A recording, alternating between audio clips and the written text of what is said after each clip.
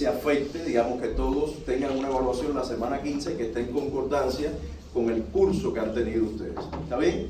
Por lo tanto, tienen que apretar las pilas la semana 13 y 14, o sea, esta semana y la próxima. Me refiero a la calidad de su participación en los seminarios para que la calificación sea lo mejor posible y estén cerrando entonces el curso con la mejor nota posible. ¿Está bien? Entonces así quedamos. Por lo pronto quedan las 3 teorías que estaban concebidas: inmuno-oncología, trasplante la próxima semana e inmunoterapia, correcto, pero seminario solo queda esta semana y la próxima. Entonces, bueno, vamos a entrar en materia. Vamos a estar hablando de la inmunología tumoral o la inmuno-oncología, que es uno de los campos que más ha evolucionado en los últimos 20 años. O sea, si hay algo que ha avanzado en el conocimiento del sistema inmunológico, tiene que ver con entender cómo el sistema inmune, los componentes celulares y moleculares del sistema inmune interactúan con las células neoplásicas. Esta clase tiene 3 momentos. Vamos a tener un primer momento corto en el que vamos a hablar un poco de biología tumoral. No es el objetivo central, pero creo que es muy valioso para que entiendan lo que vamos a ver después, para ponerlos en contexto, o sea, biología tumoral. Después vamos a hablar un poco, o bastante, sobre la relación sistema inmune y tumores, o sea, cómo el sistema inmune, el objetivo es que ustedes salgan de acá entendiendo cómo el sistema inmune controla la progresión tumoral, pero también contribuye a promover la progresión tumoral. Es un efecto dual, ahí un poco complejo, pero es la realidad, es lo que les voy a pasar como mensaje. Y en un tercer momento vamos a estar hablando de estrategias de inmunoterapia en cáncer, o sea, cómo manipular el sistema inmunológico para controlar la progresión de los tumores. Esa es una estrategia terapéutica muy moderna en el mundo de la oncología. O sea, una ola nueva de terapia que se suma a la que ya ustedes conocen como cirugía, quimio y radioterapia. El mundo de la inmunoterapia está ganando mucho protagonismo y de hecho esa parte de la presentación va a ser muy importante para el seminario de esta semana. O sea, la lectura de esta semana va a tratar de manera muy breve los aspectos de inmuno-oncología básicos que vamos a definir acá, y después el volumen fundamental de la lectura está, por cierto, de manera muy bien estructurada, referido a cuáles son las estrategias de inmunoterapia, temas relacionados con la combinación de estrategias, la susceptibilidad o la predisposición que tienen los pacientes a reaccionar mejor o peor a la inmunoterapia. En fin, esa es la lectura de esta semana. ¿Está bien? Y bueno, por supuesto, siempre va a haber contenido conceptual de esta teoría en el pasito de la semana. Porque, bueno, no vamos a dilatar más el inicio de la clase. Lo primero que quería compartir con ustedes es una especie, no de concepto, porque no pretende ser un concepto, pero sí ordenarles a ustedes en la cabeza qué cosa es el cáncer. El cáncer, lo primero, es que no es una enfermedad, es un grupo de enfermedades. Es muy común que cuando un individuo es diagnosticado con diabetes, artritis reumatoide, por poner ejemplo de enfermedades autoinmunes, y usted le pregunta al individuo qué le dijo el médico, nadie le dice, tengo una enfermedad autoinmune. La gente le dice, tengo artritis reumatoide, tengo diabetes, tengo esclerosis múltiple. Sin embargo, cuando un individuo es diagnosticado de cáncer o con cáncer, generalmente el individuo dice, tengo cáncer. Y los vecinos dicen, fulano tiene cáncer, fulano tiene cáncer. O sea, no tiene cáncer. ¿Qué cáncer tiene fulano? Porque es un grupo de más de 100 enfermedades que tienen efectivamente un fundamento muy común, que es lo que vamos a ver acá, pero que tiene un curso absolutamente diferente, tanto el curso natural de la enfermedad, la sintomatología que expresa, como el tratamiento. Es muy diferente en dependencia de qué enfermedad o de qué tipo de cáncer estamos hablando. Entonces, lo primero es eso: el cáncer no es una enfermedad, sino que es un grupo de enfermedades provocadas por la proliferación descontrolada de células. Las células proliferan de manera descontrolada, hay una pérdida de los mecanismos de regulación de la proliferación celular. Después vamos a mencionar algo un poquito más al respecto. Las células se van a multiplicar, por lo tanto, de manera autónoma, o sea, aquellas señales del organismo que normalmente le dicen a una célula prolifera ahora, prolifera además 4 veces, o sea, divídete 4 veces y luego muérete. Esas señales están totalmente desarticuladas en las células neoplásicas y además no solo proliferan de manera autónoma, sino que invaden de manera local a los tejidos que están alrededor y, peor aún, invaden a distancia, que es el concepto de metastización. De hecho, un paciente con cáncer se considera que tiene cáncer avanzado cuando ha ocurrido un proceso de metastización. Ya la célula neoplásica no está solo en el tejido de donde origina la célula, sino que ha colonizado otros tejidos por un proceso extremadamente complicado y que no vamos a hablar acá del por supuesto.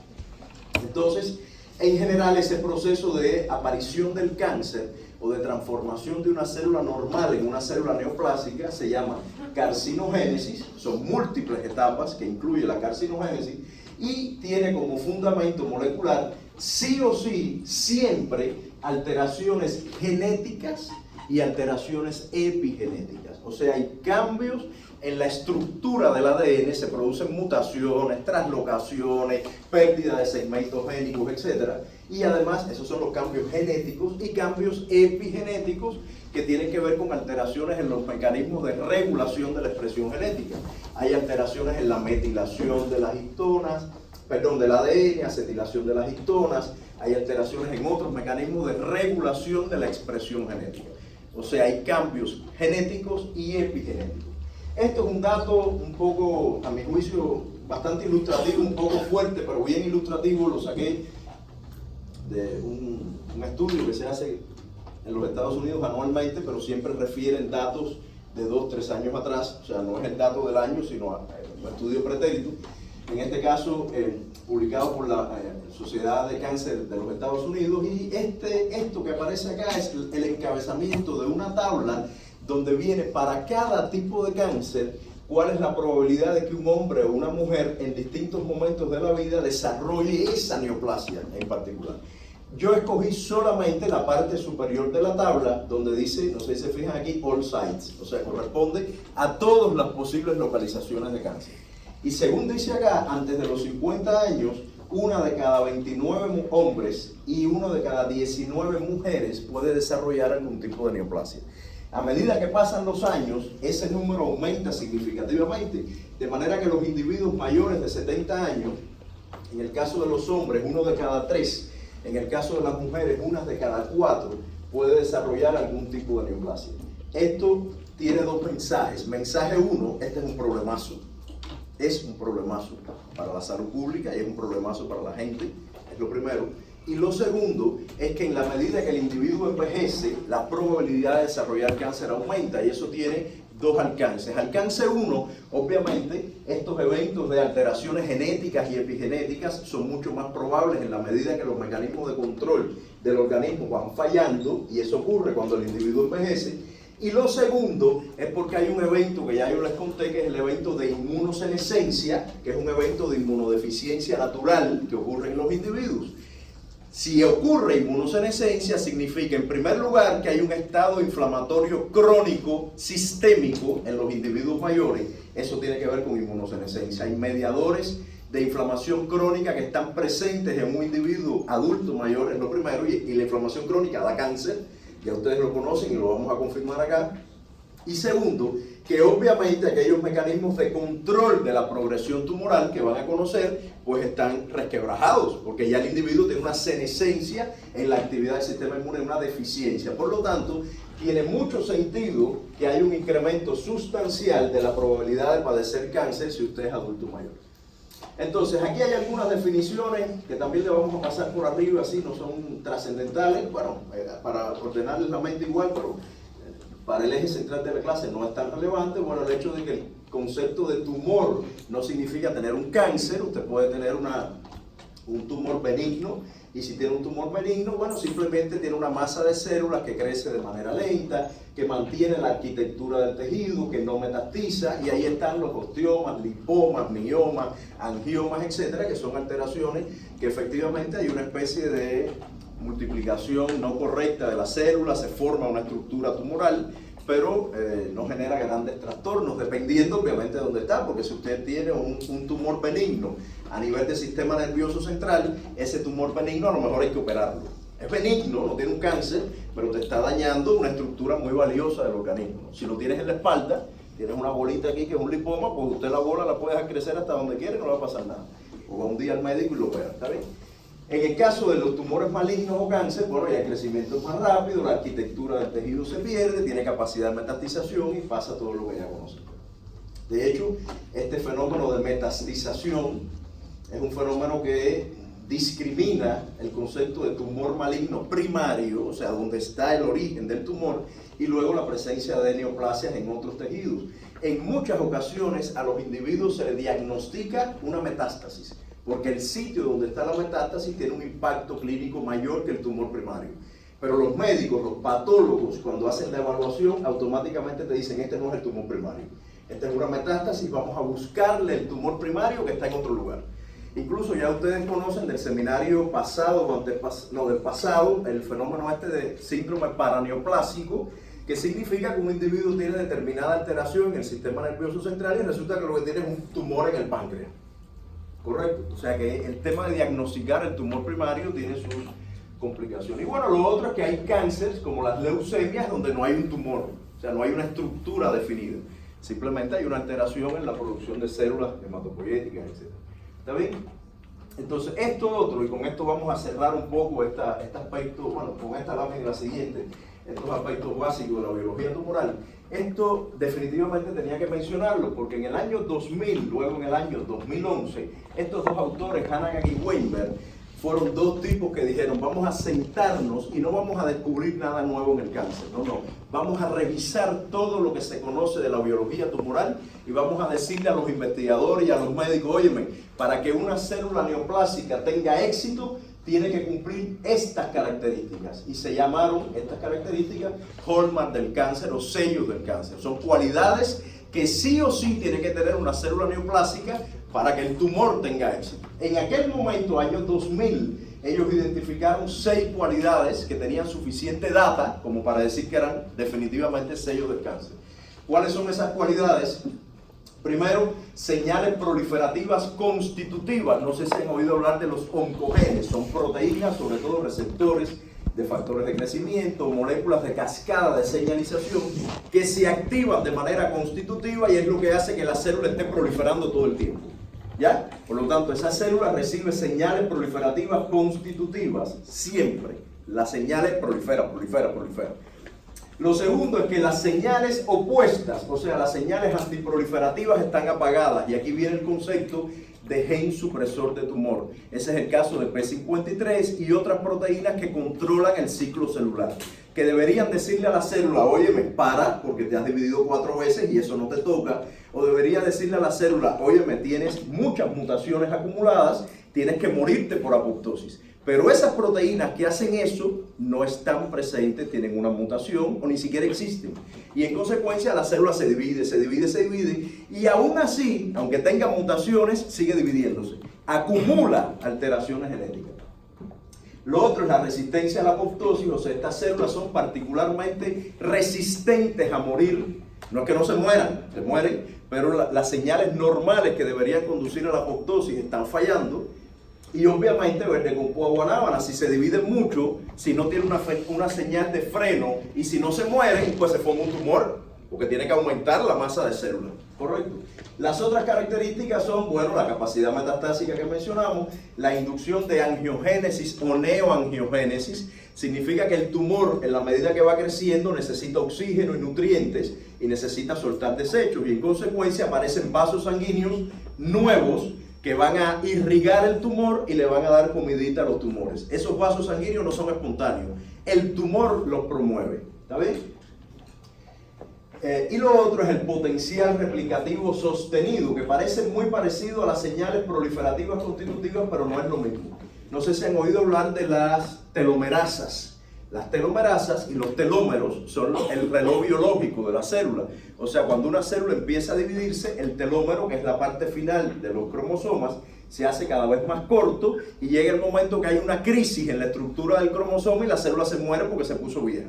Bueno, en las células neoplásicas, la enzima telomerasa, que repara telómeros, está muy activa y repara, y por lo tanto la célula siempre es joven, nunca llega a ser senescente. Y en consecuencia, la célula que debería dividirse 4 veces, nunca termina de dividirse. Correcto, eso es potencial replicativo. Esto fue otro elemento importante acá y que es muy valioso para los cánceres, es el tema de la inestabilidad genética.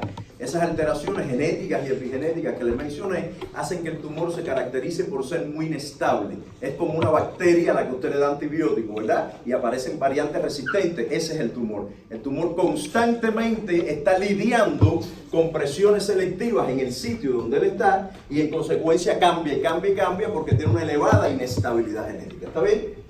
Eso fue en el año 2000. En el año 2000 nadie habló de inmuno-oncología. Si ahí hubiera terminado todo, yo no estaría aquí hablando de inmuno-oncología. Estoy aquí porque además 10 años después dijeron, espérate, se han acumulado tantas evidencias sobre otros dos conceptos que definitivamente hay que considerar el mundo de la inmuno-oncología para que el tumor tenga éxito. Esos dos conceptos son, bueno, aparte de la reprogramación metabólica, que se incluyó como sello del cáncer, o sea que la célula tumoral cambia su metabolismo, la célula tumoral consume toneladas de glucosa y lo van a ver en el seminario. En el seminario una de las características que tiene el microambiente tumoral, que lo vamos a definir después, es la baja disponibilidad de glucosa, de triptófano y otras moléculas, porque la célula tumoral es una enorme consumidora de glucosa. Y si alguien ha oído hablar del PET, la tomografía por emisión de positrones, que es un método súper sensible para detectar el cáncer, ese método se basa en tratar al paciente o administrar al paciente un análogo de la glucosa con un agente radioactivo,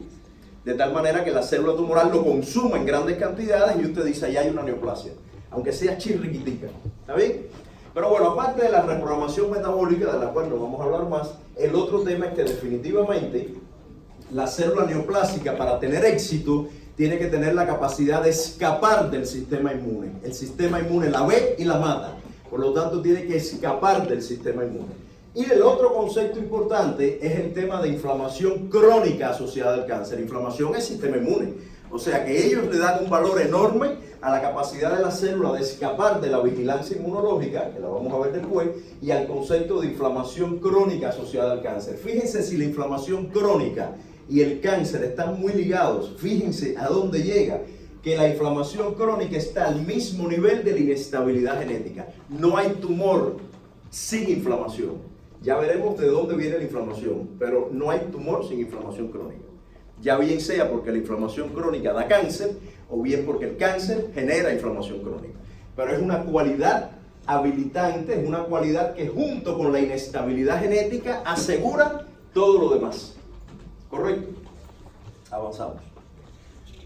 Esta es la inflamación. Bueno, estaba más cerca de lo que me imaginaba. La inflamación crónica ligada al cáncer, que es lo único que vamos a hablar de inflamación crónica, incluye dos rutas. Acá, una ruta, vamos a empezar por esta extrínseca. ¿Qué significa? Que se produce un proceso inflamatorio crónico, producto de la infestación con un virus, una bacteria, por lo que sea. Pueden haber también procesos inflamatorios asépticos, y esos procesos inflamatorios crónicos inducen inestabilidad genética en un tejido, aparecen mutaciones y con las mutaciones entonces puede favorecerse el desarrollo del cáncer. ¿Correcto? Esta es la ruta extrínseca.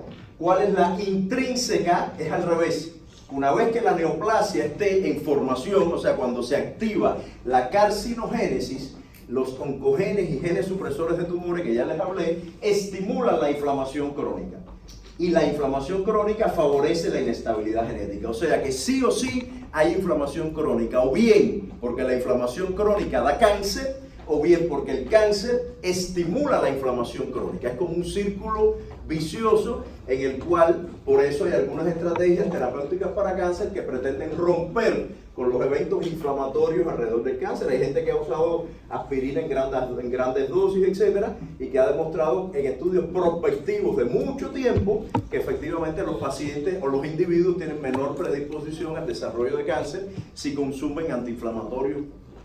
Se les abre un hueco en el estómago, pero no tienen cáncer. Continuamos. Entonces, ya nos estamos acercando cada vez más al objetivo de la clase, que es hablarles de inmuno-oncología, ¿verdad? Entonces, para hablar de inmuno-oncología hay otro tema de la biología tumoral que no puedo dejar de mencionar, y es el concepto de microambiente tumoral. Hay algunos conceptos, incluyendo este, que no lo puse en rojito, pero verán otras palabras en rojita, que son los conceptos que vamos a transmitir luego como elemento central en la evaluación. O sea, usted tiene que distinguir qué diferencia hay entre microambiente tumoral, inmunocontexto, inmunovigilancia, inmunoedición, inmunoescape. Todas esas palabritas que les acabo de decir se las voy a explicar acá. ¿Está bien? Entonces, ¿qué es el microambiente tumoral? Es el sitio donde está el tumor. El microambiente tumoral es una asociación de células normales. Los que están durmiendo, échense agua en la cara. Yo soy un tipo así, yo creo que yo nací para ser cantante o algo así. Entonces me cuesta estar en un sitio donde hay gente durmiendo, aunque yo he estado en lugares donde yo me he dormido. Pero bueno, uno tiene que ponerse en el lugar de los otros. ¿Está bien? Entonces, el microambiente tumoral, ¿qué cosa es? Es un sitio en donde se acumulan una serie de células normales, óigame, normales, pero que funcionan de manera anormal, porque están influidas por las células tumorales. O sea, en el microambiente tumoral hay células tumorales y hay fibroblastos, hay células endoteliales, hay células del sistema inmune. Todas ellas son normales, pero están siendo manipuladas por el tumor y tienen determinados comportamientos anormales que contribuyen a la progresión tumoral. Hasta los años 80, cuando a un individuo lo iban a diagnosticar de un cáncer, lo único que miraba el patólogo era qué tipo de células tumorales tenía y ahí te va. Ahora no, ahora el concepto de microambiente tumoral se ha expandido a ese mundo de la patología y por lo tanto hoy el patólogo no solo se fija qué células tumorales tiene, sino qué características tiene su microambiente, qué tipo de linfocito tiene, cómo están los fibroblastos, cómo está, si está muy vascularizado o no, porque esto, aunque es mucho más complejo que simplemente mirar la célula tumoral, este microambiente tumoral ha generado muchas oportunidades terapéuticas. Hay maneras de tratar el cáncer que implica usar herramientas contra el microambiente tumoral. Les pongo un ejemplo, hay un anticuerpo monoclonal que se llama bevacizumab o Avastin, ¿ya?, que está dirigido contra las moléculas que estimulan la formación de vasos sanguíneos. No es contra el tumor, es contra una molécula que se llama vascular endotelio growth, factor de crecimiento de endotelio vascular, que lo que hace es que el tumor se llene de vasos sanguíneos. Si usted bloquea ese proceso, el tumor no tiene comida y se muere. Por lo tanto, entender el microambiente tumoral, por solo poner un ejemplo, hay muchos, incluyendo la inmunoterapia, que vamos a ver después. Entender el microambiente tumoral es muy valioso por el valor que tiene desde el punto de vista pronóstico. O sea, cuando el patólogo mira, en dependencia de lo que vea, no solo de las células neoplásicas, sino del microambiente, establece un pronóstico y además tiene mucho valor predictivo. ¿Qué significa predictivo? Que el patólogo puede decir, o el médico, el oncólogo, para este paciente, considerando el microambiente tumoral, le va mejor esta terapia. O sea, pronóstico es cómo va a vivir el paciente si tú no le haces nada. Predictivo es qué efecto va a tener la terapia A, B o C. Esa es la diferencia entre valor pronóstico y valor predictivo. ¿Está bien? Entonces, aquí empiezan a aparecer palabritas rojas, aunque ya les digo, microambiente tumoral también debí de haberlo marcado. ¿Está bien? Entonces, dentro del microambiente tumoral, hay un infiltrado de componentes del sistema inmune, células y moléculas del sistema inmune. Ese infiltrado que está en el microambiente tumoral es lo que se llama inmunocontexto. O sea, el inmunocontexto es la parte del microambiente tumoral que está referida al sistema inmunológico, porque las células del sistema inmune están también presentes en el microambiente tumoral. Y se dice acá que todos los componentes celulares del sistema inmune se han encontrado en el microambiente tumoral. Alerto, no quiere decir que todos los tumores tengan todas las células del sistema inmune, no, para nada. Lo que quiero decir es que para un tumor se encuentran linfocitos T, linfocitos B, dendríticas, macrófagas, ¿entienden? Correcto, o sea, cualquiera de los componentes del sistema inmune que ustedes conocen tan perfectamente bien pueden encontrarse en el microambiente tumoral en dependencia de qué tumor se trata. Eso es lo primero. Y el otro elemento importante del microambiente tumoral, ya se los dije en la lámina anterior de alguna manera, es que se sabe que la frecuencia de las poblaciones del sistema inmune que están en el tumor e incluso la localización que tienen tiene mucho valor pronóstico y predictivo. O sea, cuando el patólogo mira si encuentra linfocitos T de tipo CD8, ya veremos después, eso tiene una implicancia. Si encuentra linfocitos T reguladores, tiene otra implicancia. En la medida que el sistema inmune además se ha diversificado su conocimiento, no la célula, pero lo que uno conoce, el patólogo ya no te puede decir, como tiene linfocitos T ese paciente, eso él no te lo puede decir. Él te tiene que decir, espérate, linfocitos T de qué tipo, porque si es CD8, felicidades, al paciente le va a ir muy bien. Si es T reguladora, le va a ir muy mal al paciente. Por lo tanto, es importante entender qué células tiene y además dónde están. Porque si esas células están en el centro del tumor y en el margen, al paciente le va mejor, así solamente están en el margen o solo en el centro, etc. Hay mucha información al respecto que no les traigo acá porque no podemos hacer esto eterno, pero en ese sentido se ha trabajado mucho últimamente para entender el valor pronóstico y predictivo que tiene el infiltrado linfocitario. Les pongo una anécdota, no, porque no es una experiencia personal, una cosa que he leído hace unos años. Pacientes con cáncer de colon, ¿ya? Pacientes con cáncer de colon, clasificados según, no sé si han oído aumentar, la estructura TNM. TNM es la manera clásica de clasificar un paciente con cáncer en etapas 1, 2, 3 y 4, que es, tiene tumor, tiene metástasis, tiene los nódulos linfáticos tomados, no, ese es el TNM. Los pacientes se dividen en 1, 2, 3 y 4. El 1 es el que mejor le va, el 4 es el que peor le va. Los pacientes diagnosticados de etapa 1 de cáncer de colon, que no tienen linfocitos T de memoria, CD8 en el microambiente tumoral, si tú no le haces nada, se mueren igual que si hubieran sido diagnosticados en etapa 4.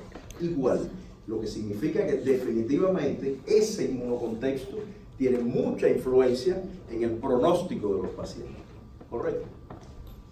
Bueno, ¿por qué el sistema inmune va al tumor? Ya eso ustedes lo saben. El tumor es un ente peligroso, obviamente. Perturba la homeostasis del tejido y atrae células de la inmunidad. Y en ese sentido funcionan dos elementos fundamentales. Lo primero es que el mundo del tumor tiene un montón de antígenos que son raros para el sistema inmunológico, ¿ya? Y esos antígenos se dividen en dos grandes categorías: antígenos tumor asociados y antígenos tumor específicos o específicos de tumor. La palabra lo dice. El asociado a tumor sería este verdecito. ¿Qué significa? Está en la célula tumoral y está en la célula normal y en la tumoral. ¿Correcto? ¿Sí o no? Lo que pasa es que en la tumoral tiene más cantidad, tiene algunas mutaciones, ¿ya? Pero está en ambas. Es un antígeno asociado a tumor. Los antígenos específicos de tumor solo están en las células neoplásicas. ¿Correcto? ¿Contra qué sería mejor definir una estrategia de terapia? ¿Contra un antígeno asociado o contra un antígeno específico de tumor? Específico, obviamente. ¿Ya? Aunque les adelanto que contra los específicos y contra los asociados hay tremenda cantidad de estrategias terapéuticas. Porque a la gente le está entrando todo. Pero contra los específicos es lo que parecería ser más obvio. ¿Ya? ¿Y cómo aparecen esos antígenos alterados? Bueno, precisamente por esa inestabilidad genética. Por causas genéticas y epigenéticas empiezan a aparecer antígenos, de pronto, oncofetales se llama. O sea, un antígeno que usted tiene cuando está de feto y que desaparece, empieza a expresarse en un tumor. O antígenos que de pronto vienen de un virus que está infectando la célula, como pueden ser antígenos del virus del papiloma humano, que genera cáncer de útero, por ejemplo, y son antígenos que están en la célula neoplásica. ¿Ya? Correcto, concepto de antígeno asociado y específico a tumor. ¿Por qué otra razón? Bueno, esto que dice acá también es importante, lo hemos conversado ahora mismo. O sea, estos antígenos son muy valiosos como biomarcadores para diagnosticar, seguir a los pacientes y tratarlos también. ¿Está bien? De hecho, muchos de estos antígenos se usan como seguimiento a pacientes, que se llaman antígenos de cáncer de ovario, de cáncer de colon, etcétera, que te miden en la sangre, porque algunos de ellos se liberan a la sangre, al suero, y al paciente se le hace un seguimiento de cómo están esas moléculas. Si no están, el tumor está controladito. Si reaparece, corre con él otra vez, porque evidentemente ha habido una reaparición de la neoplasia. Y el otro elemento que hace que el tumor esté lleno de células del sistema inmune es que, contrario a lo que cualquiera puede pensar, el tumor atrae al sistema inmunológico. O sea, no es solo que el sistema inmune se ve atraído porque el tumor es algo peligroso, no, sino que el tumor también llama a las células del sistema inmune y por lo tanto modula el inmunocontexto. Esa composición del inmunocontexto, el tumor la modifica. Por supuesto, si ustedes miran acá lo que dice, esa capacidad del tumor de modificar el inmunocontexto es a base de reclutar ¿qué cosa? Célula T reguladora, células mieloides supresoras, macrófagos antiinflamatorios tipo 2, o sea, todas las células que apagan la respuesta inmune. Eso es lo que tienen que tener en mente. ¿Qué poblaciones celulares del sistema inmune son amigas del tumor? Las que apagan la respuesta inmune, obviamente. ¿Cuáles son enemigas? Las que estimulan el sistema inmunológico o las que tienen una actividad efectora importante. Y esto, bueno, no tiene que verlo en detalle, es solo para hacerles notar que en este modelo experimental encuentran que el tumor se llena de, esto es el melanoma, el tumor se llena de células T reguladoras productoras de TGF-beta, que son moléculas, que es una molécula antiinflamatoria importante. Y para cerrar con esta parte, lo otro importante que les tengo que decir respecto al inmunocontexto y que está en línea con lo que les dije de qué células son las que más ayudan al tumor y cuáles no, pues está demostrado, este es un paper publicado en el 2012, se demuestra que los pacientes que les va mejor, que tienen buen pronóstico, son aquellos que tienen en su tumor mayor cantidad de linfocitos CD8 de memoria y los que tienen células TH1. Correcto, pacientes con CD8 en su tumor, que son células citotóxicas, de memoria mejor todavía, o linfocitos TH1 tienen mejor pronóstico. Esto va al examen como que yo me llamo Joel de León, se lo digo, ya pongan ahí que yo lo voy a poner en el examen, no me importa que digan que yo estoy adelantando, así que por favor presten atención. En el sentido opuesto, si un paciente tiene muchas células T reguladoras o muchas células mieloides supresoras, le va a ir peor, porque tienen células que apagan al sistema inmunológico. ¿Está bien? Y aquí lo dice, la presencia de linfocitos CD8 y TH1 en el microambiente tumoral son indicadores de buen pronóstico. Buen pronóstico. ¿Está bien? Seguimos. Y bueno, lo que les decía, caracterizar el inmunocontexto es muy importante, tiene valor pronóstico y predictivo, y es el concepto les decía, de contraste entre TNM, que es la clasificación clásica de los tumores, y el inmunoscore o inmunoclasificación, que es entender el tumor no solo por su biología como tumor, sino además por el tipo de células del sistema inmune que hay en el microambiente tumoral. Kerevalú, te voy a tener que cambiar de puesto. Entonces, hagamos un alto acá y vamos a concentrar la atención en el concepto de inmunovigilancia. Ahora que se empieza la clase, reempieza la clase. Ahora yo no he dicho nada. ¿Ya? ¿Qué cosa es la inmunovigilancia? La inmunovigilancia es la capacidad que tiene el sistema inmunológico de detectar y eliminar células tumorales. Hasta ahora lo único que ustedes saben es que el tumor tiene una biología determinada, esa biología tumoral, que incluye su relación con otros componentes del microambiente tumoral, que esos componentes del microambiente tumoral incluyen el inmunocontexto y que el inmunocontexto influye en el pronóstico y tiene valor predictivo, etc. Es lo que hemos visto hasta ahora. Bueno, yo les estoy diciendo, que por cierto, ese inmunocontexto se arma de dos maneras. El sistema inmune ve al tumor peligroso y va allí, y además el tumor atrae a las células de la inmunidad que a él le interesan. Eso es lo que hemos visto hasta ahora. Ahora, la inmunovigilancia es en esencia esa capacidad que tiene el sistema inmune de detectar y eliminar células tumorales. Este ciclo de relación sistema inmune y tumores es lo que describe la inmunovigilancia, está escrito acá de alguna manera, y ocurre de la siguiente manera. La célula tumoral libera antígenos que son peligrosos, son atractivos para el sistema inmune. ¿Quién captura esos antígenos? ¿Quién lo captura?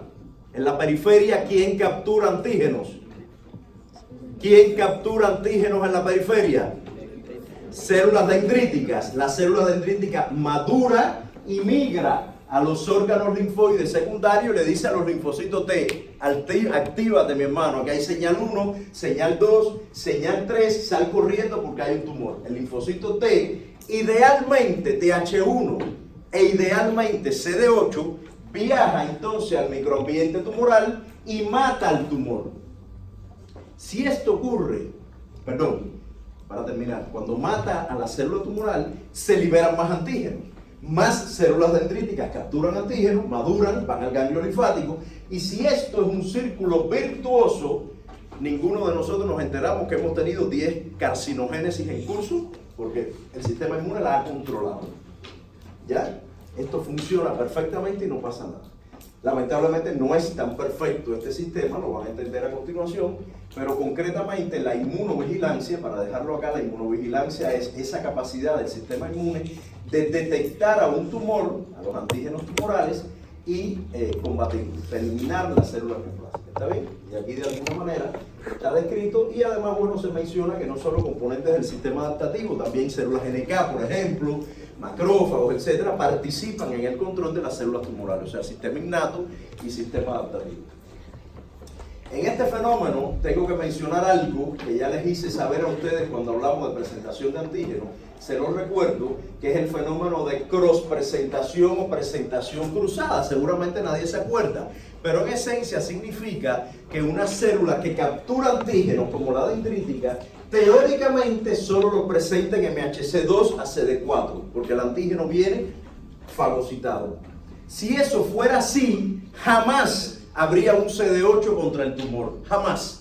La manera en que hay CD8 contra el tumor es que la dendrítica captura antígenos por fagocitosis y los presenta en MHC2, pero también en MHC1 a los CD8. Ese fenómeno de presentar antígenos exógenos por MHC1 es la presentación cruzada y es vital para que haya células CD8 que detecten antígenos tumorales y maten al tumor. ¿Correcto? Por eso les hago mención otra vez de la presentación cruzada, que ocurre esencialmente aquí. O sea, en este punto, donde los linfocitos se están enterando que hay un tumor, hay presentación cruzada. Avanzamos.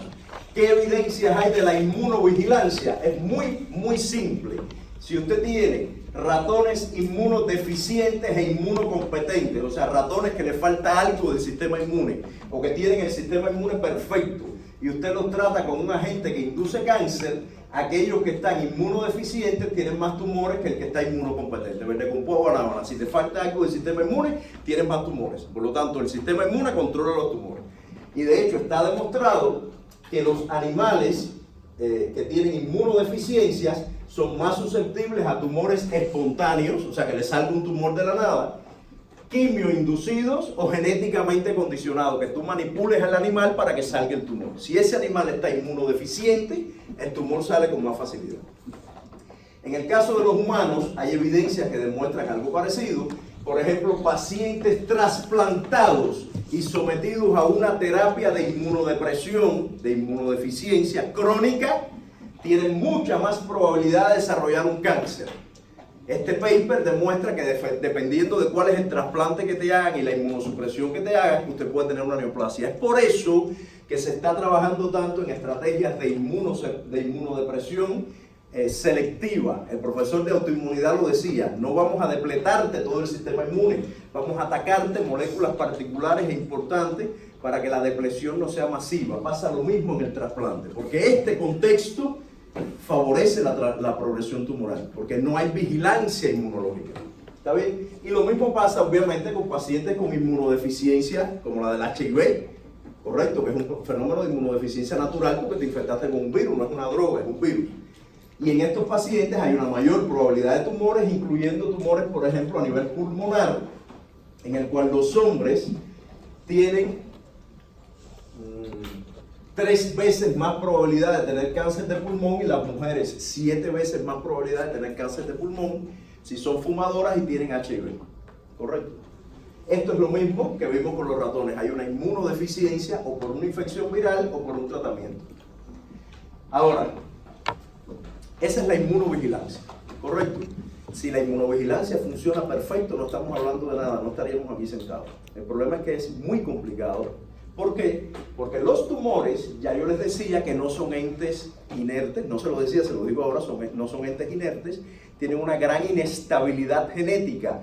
Por lo tanto, cuando el sistema inmune y otros fenómenos en el microambiente tumoral presionan al tumor y lo presionan, el tumor dice: ah, ¿cómo es la cosa? ¿Me quieres matar con un CD8? Ay, yo muto y no expreso MHC1 y no me vas a matar. O sea, el tumor evoluciona ante presiones selectivas. Pasa lo mismo que los pececitos que están en un lago y de pronto un pececito dice: uy, puedo respirar fuera del agua. ¿Eso para qué servirá? ahora no me sirve para nada. Cuando el lago se seca, ese pececito se convierte en rana. Eso es lo mismo que pasa con los tumores. Los tumores en un determinado microambiente donde ellos están, como tienen tanta inestabilidad genética, hay moléculas nuevas que están apareciendo u otras desapareciendo, y esas células empiezan a hacer resistencia a determinadas presiones que hay en el microambiente tumoral. Es un fenómeno darwiniano puramente. Ahí hay una evolución darwiniana. El tumor cambia constantemente y se adapta a las condiciones del microambiente donde él está. Y en ese microambiente hay presiones que tienen que ver con la disponibilidad de oxígeno, nutrientes, etc. Pero también está el sistema inmune haciendo inmunovigilancia. El sistema inmune está constantemente ahí sobre el tumor, pero el tumor está aprendiendo del sistema inmune y el tumor está cambiando. Por lo tanto, el tumor, en muchos casos, escapa de esa inmunovigilancia. ¿Está bien? Entonces, les decía, hay presiones selectivas que gracias a la inestabilidad genética hacen que el tumor evolucione. ¿Correcto? Por lo tanto, el sistema inmune no solo detecta y elimina los tumores, que es la inmunovigilancia, sino que los cambia, los edita, los inmunoedita. Inmunoedición significa que el tumor cambia por presión del sistema inmune. El sistema inmune detecta el tumor y lo mata, pero en ese proceso, como el tumor es tan inestable, aparece una célula que, oh milagro, resiste al sistema inmune. Todas las demás se mueren y esa célula prolifera, y cuando pasan 6 meses no hay quien la mate, porque ya ella aprendió cómo lidiar con el sistema inmunológico. ¿Está bien? Por lo tanto, el sistema inmune edita el tumor, cambia la composición de clones que aseguran la progresión tumoral. ¿Por qué? Porque selecciona células que resisten su propio efecto. ¿Quién enseña al tumor a escapar del sistema inmune? ¿Quién lo enseña? El sistema inmune. ¿Correcto? Por eso hay un efecto dual. El sistema inmune detecta el tumor y lo mata, y el sistema inmune ayuda al tumor a progresar. Y este concepto de inmunoedición incluye 3 etapas. Se llama concepto o fenómeno de las 3E. Ustedes son gente que tiene sentido común, ¿verdad? Eliminación, equilibrio y escape. Si hay una palabra que empieza con I, esa no es de la inmunoedición. ¿Ya? 3E, yo me buscaré la manera para que aunque sean 18, todas empiecen con E, por supuesto. Pero bueno, eliminación, equilibrio y escape. ¿Está bien? ¿Qué cosa es la eliminación? Ya ustedes la conocen. La eliminación es la inmunovigilancia, que el sistema inmune llega a donde está el tumor y lo elimina. ¿Ya? Esa es, por lo tanto, la eliminación es en esencia lo mismo que la inmunovigilancia. ¿Qué cosa es el equilibrio? El equilibrio es que el sistema inmune está controlando el tumor, pero mata una célula y sale una. Mata una y sale, como la medusa, le corta una cabeza y salen 2. Le corta otra y salen 2. ¿Ya? Hay un equilibrio. Y la tercera etapa es cuando ya el tumor aprendió todo lo que tenía que aprender y progresa. Y ya el sistema inmune no lo puede controlar. Esa es la etapa de escape. Es muy obvio. Escape. Eliminación, equilibrio y escape. Aquí está representado de otra manera. Eliminación, el tumor nunca es detectado por el médico. Estuvo la carcinogénesis, pero la inmunovigilancia lo eliminó. No pasó nada. En el equilibrio, el tumor es tan chiquitico que no se detecta. Está ahí. O el tumor está, porque da determinada sintomatología, pero no progresa. Cada vez que el médico le hace un ultrasonido o una placa, rayos X, el tumor es del mismo tamaño. Hay una pelea ahí con el sistema inmune. ¿Ya? Ese es el equilibrio. Y en el escape, el tumor progresa. ¿Ya? ¿Ustedes saben cuántas células tumorales hay en 1 centímetro cúbico de tumor?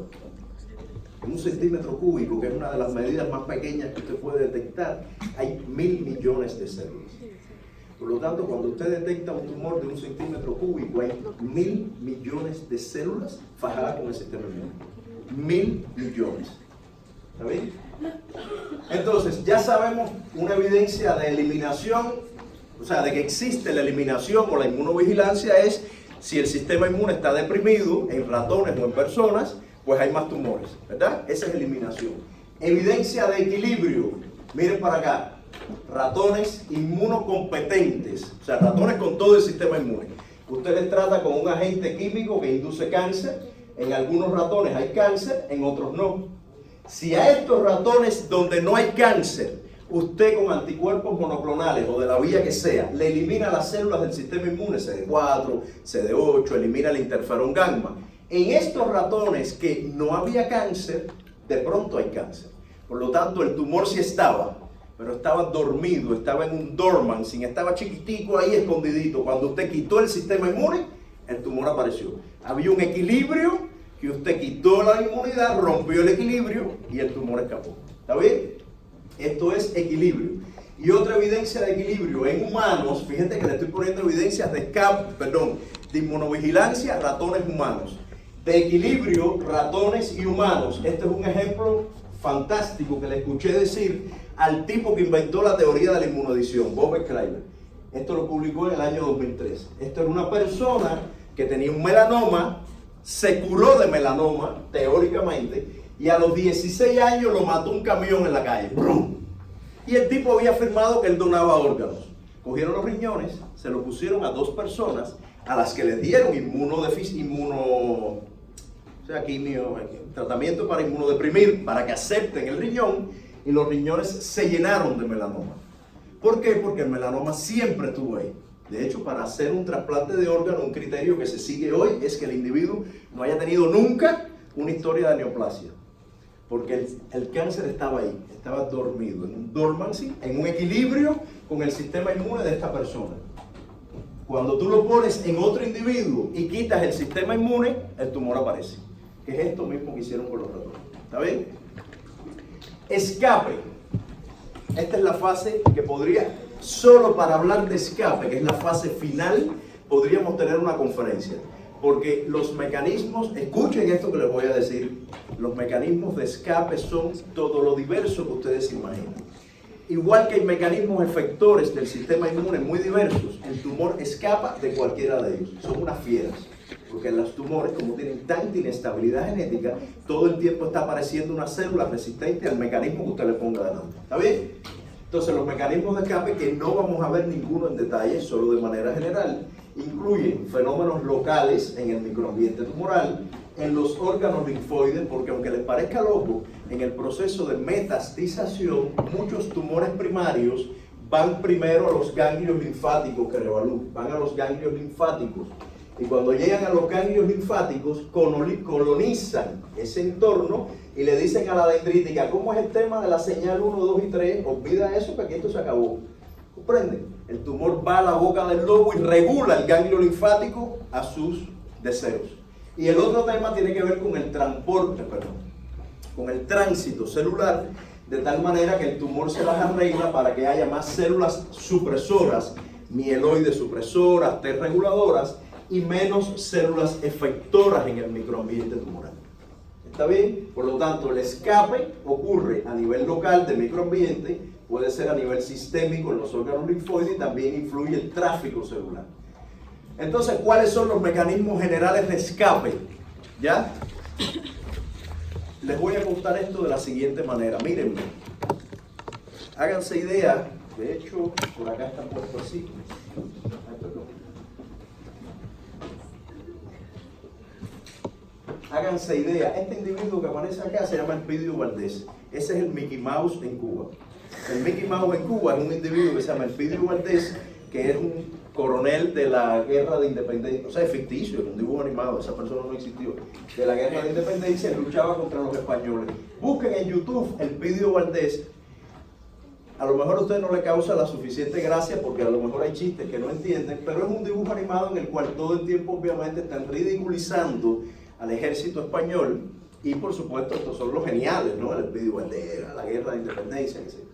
En esos dos ejércitos que están peleando, que puede ser el tumor y el sistema inmunológico, ¿ya? Además hay individuos como este, estos son los soldados españoles, hay individuos como este que se llama Mediacara en el dibujo animado, que es traidor de los cubanos. ¿Qué traidor del sistema inmune ustedes conocen que puede ayudar al tumor a progresar? Las T reguladoras y las mieloides supresoras. ¿Correcto?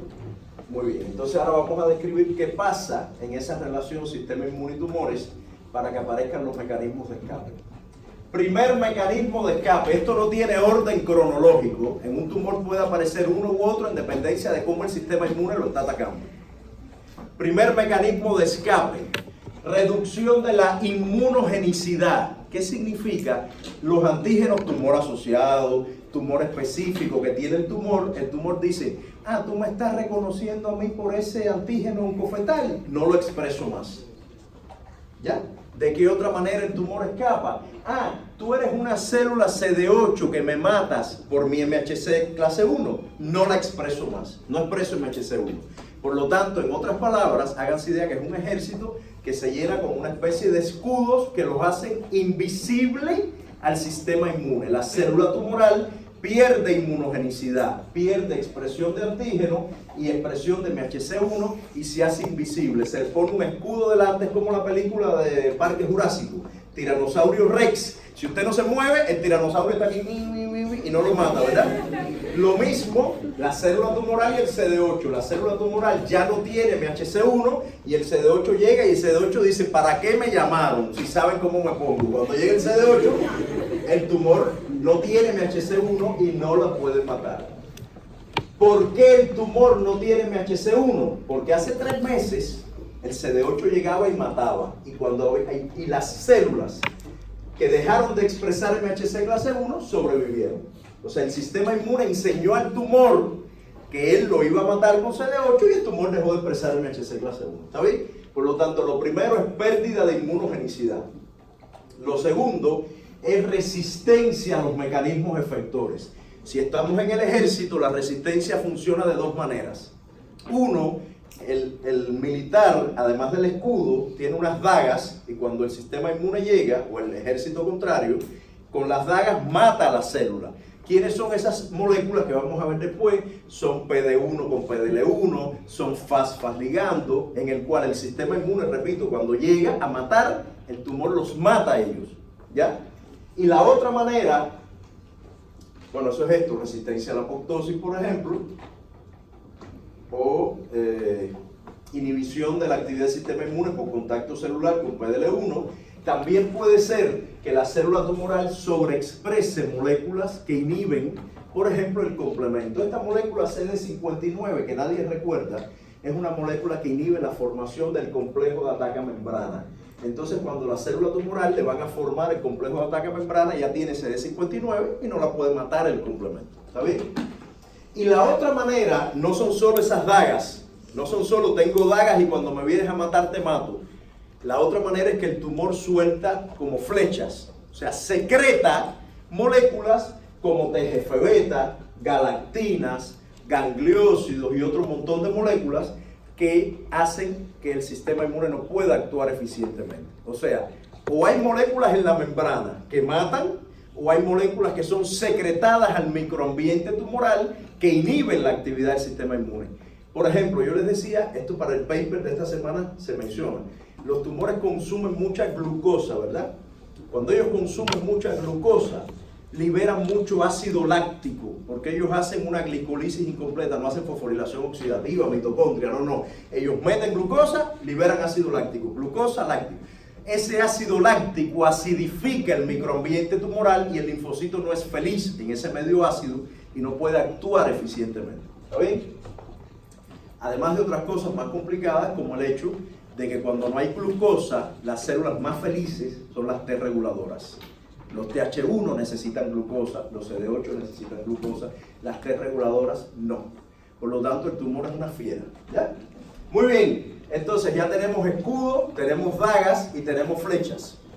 Lo otro que falta, para completar esta historia macabra, es la siguiente: inhibición de la activación del mecanismo efector. No es ya que yo escapo del mecanismo efector, no, es que yo como tumor ni siquiera dejo que el mecanismo efector se active. ¿Y de qué manera se puede hacer eso? Muy simple. Vamos acá, Elpidio Valdés. Este señor, Elpidio Valdés, puede hablar. No, vamos a suponer que este es el sistema inmune, este es el tumor. ¿Ya? Este señor de acá, del tumor, cualquiera de estos del ejército, habla con Elpidio Valdés, que ¿quién es el centro del sistema inmunológico con el que hay que hablar? ¿Con quién ustedes hablarían? ¿Quién es el general del sistema inmune? ¿Cuál? ¿Qué célula? ¿Cómo? La célula dendrítica. Es la que lo arma todo. Entonces el tumor le dice a la dendrítica, véngame amiguito, un momentico, acércate aquí. Mira, de ahora en adelante tú no me estimulas más un TH1 ni un CD8. Tú no vas a madurar más. Yo te voy a afectar a ti para que tú no madures y tú te me vas para el ganglio, así inmadura como estás, con mis antígenos, porque la dendrítica tiene los antígenos del tumor. Pero como va inmadura, cuando llega al ganglio le dice al linfocito, mira, los antígenos que vi por allá no son malos, no son peligrosos, porque ella está inmadura. Ella no tiene señales de coestimulación, no tiene CD80, CD86, CD40, ella está inmadura. Y cuando una dendrítica inmadura interactúa con un linfocito es para decirle, tranquilo que todo está bien. Y estimula a las células T reguladoras.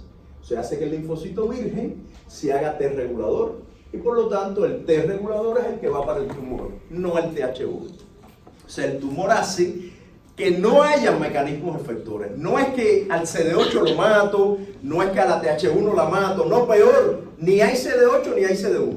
El sistema inmune no logra articularse porque la dendrítica se queda inmadura. ¿Está bien? Por poner un ejemplo. Eso lo van a ver en el paper también. Y lo otro es lo que les decía. Es reclutar a traidores del sistema inmune. El tumor atrae a células T reguladoras y células mieloides supresoras a su microambiente para que inhiba el sistema inmune. ¿Está bien? Y eso que les acabo de decir está aquí. Inmunoevasión, porque disminuye la inmunogenicidad. Liberación de moléculas, expresión de moléculas en la membrana que acaban con los linfocitos T. Inhibición de la maduración de dendríticas y de la activación de macrófagos, reclutamiento de mieloides supresoras y de T reguladoras. ¿Está bien? Todo esto que está aquí se los acabo de contar.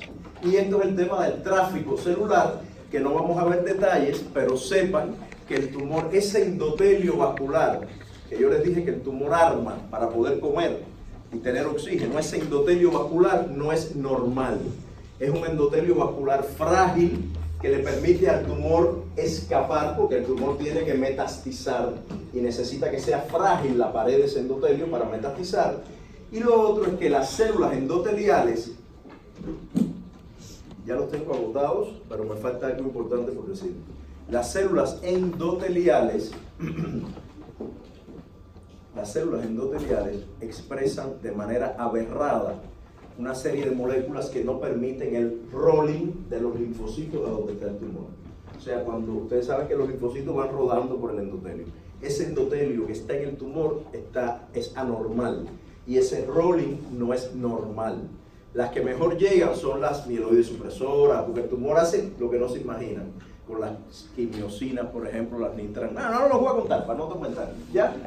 Bueno, ya terminamos inmuno-oncología. Aquí termina. Ahora les voy a hablar durante 45 minutos sobre inmunoterapia. Fíjense que los conceptos que hemos visto son microambiente tumoral, inmunocontexto, inmunovigilancia, inmunoedición, que incluye eliminación, equilibrio y escape. ¿Ya? Y ahora vamos a ver el concepto de inmunoterapia, que esencialmente significa manipular al sistema inmune para atacar al tumor, obviamente. Entonces, estrategias de inmunoterapia hay un montón. Solo vamos a concentrar la atención en dos de ellas. En el paper mencionan otras estrategias de inmunoterapia. Y en esencia, esto que les voy a decir es muy importante. Y hay una pregunta en el pasito que va por este camino. La inmunoterapia pretende reforzar la inmunovigilancia. Significa activar a los activadores del sistema inmune, a las células TH1, a los linfocitos CD8, a las células NK. O sea, busca fortalecer la inmunovigilancia. Pero a la misma vez, la inmunoterapia tiene que reducir el escape, o sea, inhibir a los inhibidores. Porque si usted coge y activa el CD8, pero no ataca la capacidad de escape del tumor, lo que está haciendo es agua con azúcar, porque el CD8 se forma, muy bien, se activa, y cuando llega el tumor, el TGF-beta lo destruye. O cuando llega el tumor, el T regulador no lo deja funcionar. O cuando llega el tumor, no hay triptófano y no puede trabajar. O no hay glucosa. ¿Está bien? Por lo tanto, la inmunoterapia hoy significa, y en el paper le hablan por eso de combinación de inmunoterapia, significa activar inmunovigilancia, o sea, activar la eliminación e inhibir el escape. Si usted solo hace una de las cosas, le puede ir bien, pero no tan bien como si combina ambas alternativas. ¿Está bien? Entonces, bueno, esto es la inmunoterapia que se hacía en los años 90 y que todavía se sigue haciendo algo de ella. ¿Qué cosa es? Excelente. Los tumores tienen antígenos específicos de ellos. Bárbaro, vamos a hacer anticuerpos monoclonales y vamos a hacer moléculas de pequeña talla que sean inhibidores de las actividades de esas moléculas diferentes. Vamos a bloquearlas o vamos a reconocerlas con anticuerpos para que la célula NK la mate, para que el macrófago la fagocite. Esa era la inmunoterapia. Y eso no tuvo, o sea, fue exitoso. Eso se llama terapia blanco. Es muy buena y reduce muy rápido el tamaño del tumor. Pero ahí solo estás activando activadores. Los mecanismos del tumor de escapar no los estás bloqueando. La otra manera de activar activadores era la célula dendrítica, es muy importante. Vamos a tratar al individuo con PAMs y DAMs que activen las dendríticas. Y vamos a hacer que las dendríticas estén muy activas. Eso es muy bueno, pero el tumor te va a decir, tú activaste la dendrítica. Pues, tranquilo, ahora yo le voy a producir la molécula A, B y C para inhibirla. Por lo tanto, tienes que combinar activación con inhibición del escape. Y lo otro es el mundo de la vacunología, que también se refiere en el paper y que ha sido muy exitosa, últimamente exitosa con el tema de la vacuna con HPV, que es posiblemente la única vacuna preventiva en cáncer, que se le está poniendo incluso a las niñas pequeñas. Pero generalmente, escuchen, las vacunas en cáncer, este es un concepto que vamos a estudiar en la última clase, son terapéuticas. Usted tiene cáncer de pulmón, yo te voy a vacunar con un antígeno de ese tumor. Es terapéutico, la única preventiva es la de HPV, ¿ya? Pero todos estos esquemas de tratamiento, de inmunoterapia, pretendían activar activadores, o sea, reforzar la eliminación, la inmunovigilancia, ¿verdad?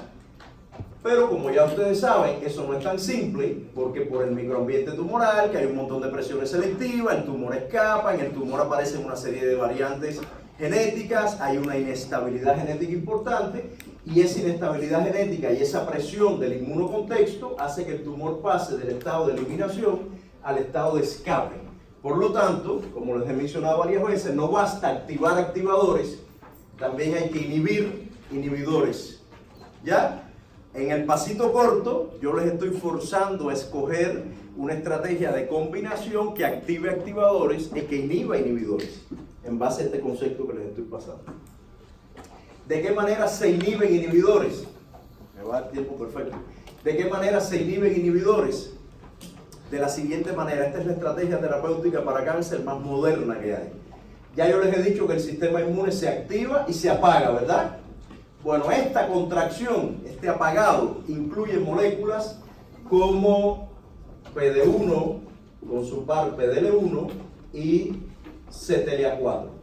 Esto está en la célula T, esto es la célula dendrítica, pero los tumores sobreexpresan PDL1 y sobreexpresan CD80 y CD86, de manera que activan en los linfocitos una señal de muerte como CTLA4 y PD1. O sea, el tumor dice, espérate, el sistema, escuchen para acá, el sistema inmune de manera natural se apaga, ¿sí? ¿Qué usa para apagarse? No, utiliza moléculas que se llaman puntos de control, inhibitorios o negativos. ¿Qué moléculas son esas? Bueno, por ejemplo, PDL1, CTLA4, perfecto, yo lo voy a expresar. Y cuando el linfocito llega a matar, el tumor le pone PDL1, le señaliza a través de CTLA4 y el linfocito se muere. ¿Ese mecanismo lo inventó el tumor? No, es un mecanismo natural de contracción. Entonces los investigadores que dijeron, que por cierto les dieron premio Nobel, dijeron, espérate, vamos a violar esta regla, vamos a eliminar la contracción. Y para eso vamos a utilizar anticuerpos monoclonales que bloqueen CTLA4 y PD1, PDL1. Por lo tanto, el linfocito no se apaga, la respuesta es crónica contra el tumor, ¿está bien? Y esta es la estrategia de inhibir inhibidores que más valor tiene en la actualidad. CTLA4, fíjense cuál es la diferencia entre CTLA4 y PD1, PDL1. CTLA4 funciona sobre todo en el priming de la respuesta. La célula dendrítica, cuando le dice al linfocito señal 1, 2 y 3, le dice, por cierto, coge una señal a través de CTLA4, divide de 5 veces y muere. Si usted bloquea esto, ya el linfocito sale del contacto de la dendrítica sabiendo que no se va a morir. Pero peor, si usted además lo combina, peor no mejor, si lo combina con anticuerpos contra PD1 y PDL1, cuando el linfocito llega al tumor y el tumor le dice te voy a matar, esos anticuerpos bloquean esas señales y no lo matan. Por lo tanto, esos anticuerpos que se llaman anti-immune checkpoints o antipuntos de control, son anticuerpos que inhiben al mecanismo de inhibición. Ese mecanismo que frena al linfocito, lo quitan y el linfocito está activo siempre. Lamentablemente estos linfocitos son los que están contra el tumor, pero estos anticuerpos inhiben, o sea, estos anticuerpos bloquean la contracción de toda la respuesta inmune. Por lo tanto, los linfocitos contra el virus de la gripe también están activos. Los linfocitos que reconocen el endotelio de no sé qué están activos. Por lo tanto, a estos pacientes hay que estarlos chequeando porque el tumor se va, pero se le abre un hueco en el intestino. ¿Correcto? O sea, tienen efectos secundarios importantes que hay que controlar. Bueno, los anticuerpos más reconocidos están acá, se los puse, son anticuerpos humanos, humanizados, no vamos a perder tiempo en eso. Solo hacerles notar, escuchen esto otro, ya les he dicho, escuchen muchas veces, estamos acabando. Es que quiero decirles tal vez demasiadas cosas, pero bueno, es que quiero por lo menos que salgan de aquí y después miren para acá. Si a un paciente con cáncer, usted lo vacuna contra un antígeno tumoral, usted lo que está haciendo es estimulando el sistema inmune del paciente, estás activando activadores, estás diciéndole a los linfocitos, oye, despierta, mira que hay antígenos del tumor que es peligroso, te lo das con adyuvante, con señales de peligro, despierta y ataca al tumor. Esa es la vacunación, que significa activar activadores, despertar la inmunovigilancia. Pero lo que uno hace con anticuerpos contra puntos de control es inhibir inhibidores, ya se los dije. Y lo que hace, por lo tanto, es reclutar la inmunovigilancia. Miren la diferencia. Aquí, con la vacuna, tú despiertas la inmunovigilancia. Con los anticuerpos, esa inmunovigilancia ya tiene que existir. Tiene que existir. El linfocito que ataca el tumor tiene que existir. Y con los anticuerpos, tú lo que haces es que ese linfocito que ataca el tumor no se muere nunca, en el mejor sentido. ¿Ya? Pero tiene que existir. Es por eso que es importante combinar. Porque si un paciente tiene un tumor en el que no existe la vigilancia, usted le da los anticuerpos y es agua con azúcar. Porque esos anticuerpos no tienen linfocito ninguno que mantener vivo. El linfocito primero tiene que existir. Y hoy se sabe que los tumores donde más éxito tiene esto son tumores que tienen muchas mutaciones, melanoma, cáncer de pulmón. ¿Qué pasa si hay muchas mutaciones? Son más peligrosos. Hay más linfocitos activos y por lo tanto con estos anticuerpos hay mejor éxito. ¿Ya? Es por eso, por cierto, que ahora se usa combinar esto con quimioterapia, por ejemplo. Porque la quimioterapia en bajas dosis mata el tumor con alta señal de peligro. Hay mucha respuesta inmune contra ese tumor y después usted pone estos anticuerpos y es perfecto. Porque hay muchos linfocitos que usted tiene que mantener vivo. ¿Ya? Y ya para terminar, les estoy hablando de otra estrategia de terapia que es muy diferente. Esta es una estrategia que se basa en coger linfocitos T del paciente que tiene cáncer, linfocitos propios del paciente, manipularlos genéticamente y volvérselos a dar al paciente.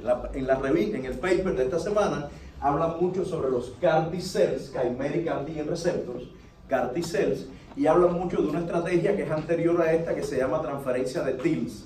¿Cuál es la diferencia? Escuchen, muy simple. Usted le saca los linfocitos al paciente, los pone a crecer in vitro, a proliferar con antígenos tumorales y se los vuelve a poner. Esos son los TILs, linfocitos infiltrantes de tumor, que usted hace que en vez de ser 10, sean 1.000.000 y se los pone al paciente. El CAR T-cells es diferente. El CAR T-cells lo que hace es esto.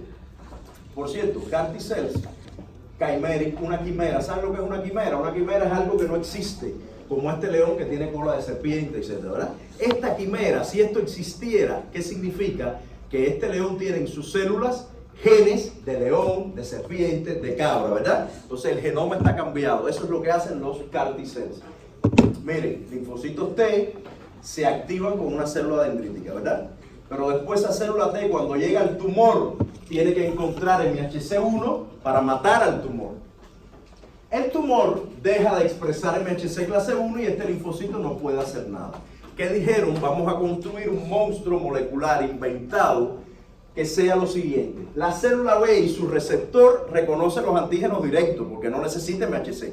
Pues vamos a construir un linfocito T cuya región de reconocimiento del antígeno sea como el de la célula B, pero que señalice a la célula como T. Es un monstruo celular que no existe, que tiene genoma mezclado de B para reconocer y de T para matar. Reconoce como B y mata como T. Por lo tanto, usted transfiere células T y cuando el tumor diga, yo no tengo MHC1, la célula dice, a mí no me importa porque yo te reconozco directo, no necesito MHC1 y te voy a matar.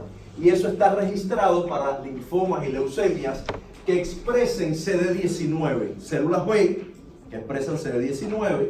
Esta estrategia de CAR T-cells ha sido más útil en oncohematología, no en tumores sólidos. Y esto lo que hace es que miren, esta es la molécula nueva. La región variable es como si fuera de un anticuerpo o del receptor de célula B, mientras que la región intracelular es de CD3, etcétera, que es de célula T. O sea, reconoce como B, pero mata como T. Por eso es quimera. Una quimera, porque es una cosa que se construye, es artificial. Tú le sacas los linfocitos al paciente, los manipulas genéticamente y se los vuelves a poner. Eso demora 15 o 20 días y cuesta $500,000. ¿Ya? Entonces hay mucho que se está investigando para que el tiempo de ese proceso sea corto, incluso para que la alteración genética sea in vivo. Eso, acortar todos esos tiempos hace que cueste menos. Porque esto no lo puede pagar nadie, lo pagan las aseguradoras, etcétera, sobre todo en los países desarrollados. Ahí terminamos. Entonces, terminamos incluso antes del tiempo. Entonces, repito, de esta clase, los aspectos de biología tumoral son válidos como sustento, pero lo más valioso son los conceptos relacionados con inmunooncología, microambiente tumoral, especialmente inmunocontexto, el valor del inmunocontexto en el pronóstico y predicción, ese de que si hay CD8, el tumor le va, o sea, el paciente le va mejor, si hay interregulador, el paciente le va peor, esos conceptos, y por supuesto inmunovigilancia, inmunodición, inmunoterapia, en cáncer, etc. ¿Está bien? En el paper de esta semana van a reforzar mucho el tema de inmunoterapia y la combinación, etc. Y recuerden lo que les dije del examen, ¿ya? Por lo tanto, mucha atención al seminario de la semana 13 y 14 porque es la última oportunidad que tienen para que tengan buenas calificaciones en la actividad seminario. ¿Ya? Bueno,